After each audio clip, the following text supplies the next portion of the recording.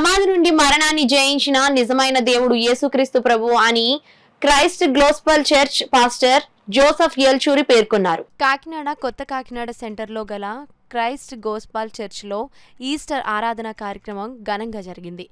సంఘం కాపరి జోసెఫ్ ఏల్చూరి దైవ ప్రార్థన చేసి ఈస్టర్ ఆరాధనను ప్రారంభించారు. క్రైస్ట్ గోస్పాల్ చర్చ్ క్వయర్ స్తుతిగీతాలు ఆలపించారు.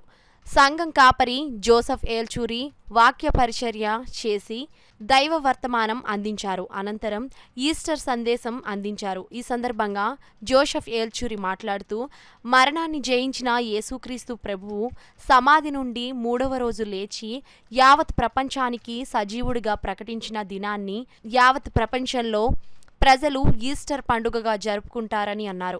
ఈ కార్యక్రమంలో పెద్ద సంఖ్యలో సంఘ పెద్దలు, సంఘస్థులు, యవ్వనస్తులు, మహిళలు, విశ్వాసులు పాల్గొన్నారు.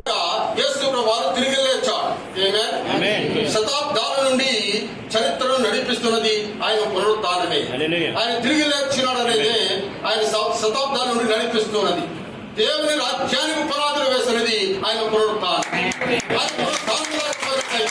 ఆ రాజ్య స్థాపన లేనేది. పునరుత్థానం లేకపోయినట్లయితే, ఆయన చనిపోయి సమాధి చేయబడి తిరిగి లేకపోయినట్లయితే ఈ లోకంలో ఈ సంఘాలు ఉండేవి కాదు, ఈ బోధలు ఉండేవి కాదు, ఏమి ఉండేది కాదు. అన్ని మతాలలాగా ఇది కూడా ఒక మతంలా ఉండేది. దేవుని నామమునకు స్తోత్రం. మానవ జీవితాన్ని, మన జీవితాలని మార్చినది, రూపాంతరం చేసినది ఆయన తిరిగి రావడమే, ఆయన పునరుత్థానమే. కాబట్టి ఈ దినము పునరుత్థాన పండుగలు ప్రపంచం అంతా కూడా జరుపుకుంటూ ఉన్నాయి. మనము కాదు, కాకినాడ పట్టణంలోనే కాదు, ఆంధ్ర రాష్ట్రము, ఇండియా, ప్రపంచ దేశాలన్నీ కూడా ఈ పునరుత్థాన పండుగలు జరుపుకుంటూ ఉన్నాయి. కాబట్టి ఆ పునరుత్థాన యేసును మనము సేవించు వారుగా ఉందాము. యేసు లేచెను,